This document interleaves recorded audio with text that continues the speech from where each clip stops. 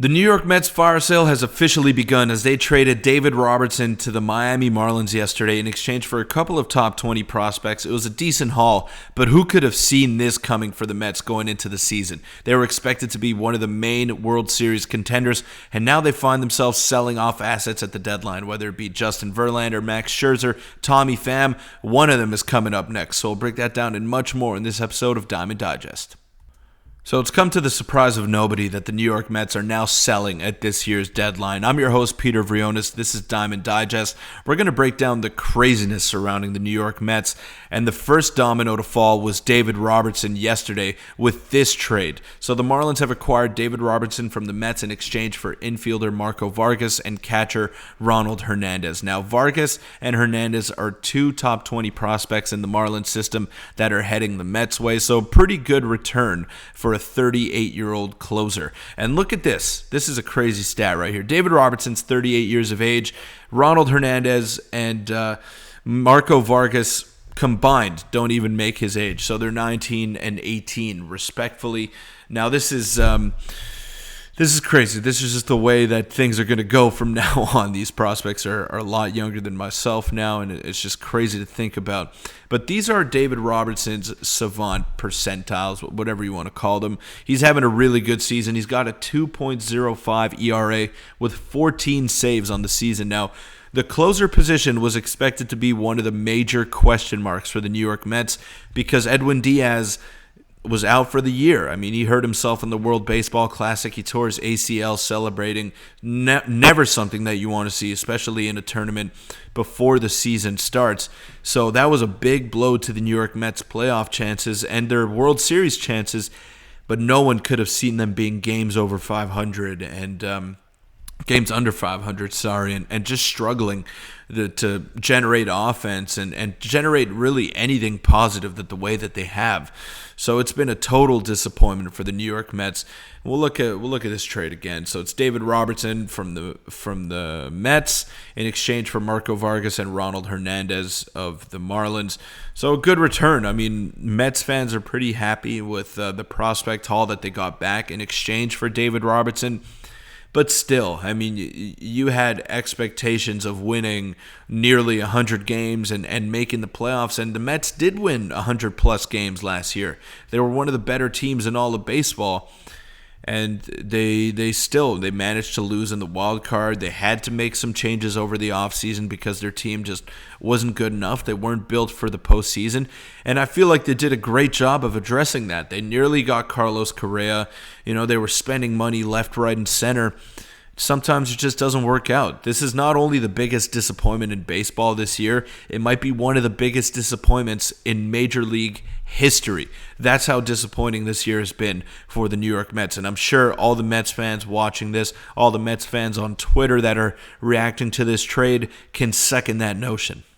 Now, the next question is Justin Verlander on the trading block, and you'd have to believe that he is. He's 40 years of age. He's having another great season. The guy's just a freak of nature. He defies the laws of Father Time, and JV could help any contender right now. Trade rumors and by CBS Sports here. Mets could ship out Justin Verlander. Mariners dangle young starting pitching as bait. Now, if the New York Mets can get a young starting pitcher from the Seattle Mariners in exchange for a 40-year-old Justin Verlander who's got $40 million left on his deal, that is an absolute steal for the New York Mets. If they can get one of Logan Gilbert, probably not Bryce Miller, but maybe Brian Wu, then that is an absolute great haul in exchange for Justin Verlander. And you could see that as a bit of a lateral move for the Seattle Mariners if they are trading away Logan Gilbert, someone who has been pretty good for them this year and has some good upside as well. You could see as to why that wouldn't really put them over the top, but the Mariners are going for it. The LA Angels are going for it, and you saw that with yesterday's trade of Lucas Giolito and Ronaldo Lopez. But these teams are going for it, and whether it's smart or not, it's not really for me to decide. I'm just here to react to it. But I don't think the Marlins trading away a couple of top prospects for a 38-year-old David Robertson is smart, but they're going for it. They're going for one of those final wild card spots. They haven't been playing good baseball out of the All-Star break, but it hasn't stopped them from making this trade for a rental in David Robertson. And you look at other teams that are looking to add. The Angels with Lucas Giolito, and you got to guarantee that they're not finished. I mean, they're in on Jeimer Candelario. There's a ton of different names that are being thrown out there for these teams that are not even in playoff spots right now. So it's very interesting. And Jeff Passan tweeted this yesterday. The story of the New York Mets is one of true disappointment. Injuries, regression, and now at the deadline, when they wanted to add a championship caliber team, retreat. David Robertson moves up in the NL East standings to the Marlins. What a weird sentence to write. And that is super weird. It's super weird. Who could have seen that coming? The Mets, who are in 4th place in the East, if I'm not mistaken, trade to the 3rd place Marlins. It's just absolute craziness. Could not have seen this coming going into the season, but it is what it is, and the Mets are acknowledging that. They're not being delusional and trying to make a push for the playoffs right now. They want to get something back for these expiring assets, and you got to believe that Tommy Pham is coming up next. Maybe Max Scherzer is another name on the block, but he makes so much money, as does Justin Verlander.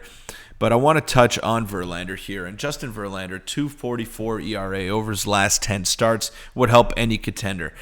Obstacles exist, though. $86.67 million contract, substantial even for big market teams. Ownership level approval likely needed, and full no trade gives him control over where he goes. So a Justin Verlander trade by the New York Mets is probably unlikely, and I just don't see it happening. There's too many moving parts. He has one more year left on his deal, and he can control where he goes. So it's tough. It'll be tough for the Mets to draw up a scenario in which he is traded and no longer part of the team come August 1st.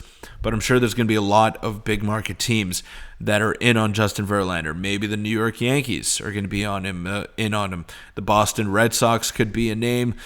The Blue Jays are always linked to everybody, although I just don't see how that's going to be a possibility. And maybe the Texas Rangers are going to be in on him. The Angels, maybe. There's just so many teams, especially in the American League, that could possibly be in on Justin Verlander. So it's going to be super interesting to monitor. And we'll just look at this again. 2.44 ERA over his last 10 starts. He's got a 3.24 ERA on the season. He started off really rough. He was coming off an injury. It looked as though Father Time may have caught up to Justin Verlander. It's not the case. He's still a freak of nature. He's still one of the elite pitchers in all of baseball. And the guy could be pitching till he's 50 at this rate. So it'll be very interesting to see if he ends up anywhere. Tommy Pham, Max Scherzer. But who could have seen this coming from the Mets? Just absolute debauchery, and this season has been a total disaster. Hopefully they can get some assets in return and kind of build from the ground up starting next season. But that'll do it for this episode of Diamond Digest. Make sure to subscribe, and thank you so much for making it this far. Appreciate each and every one of you. See you tomorrow.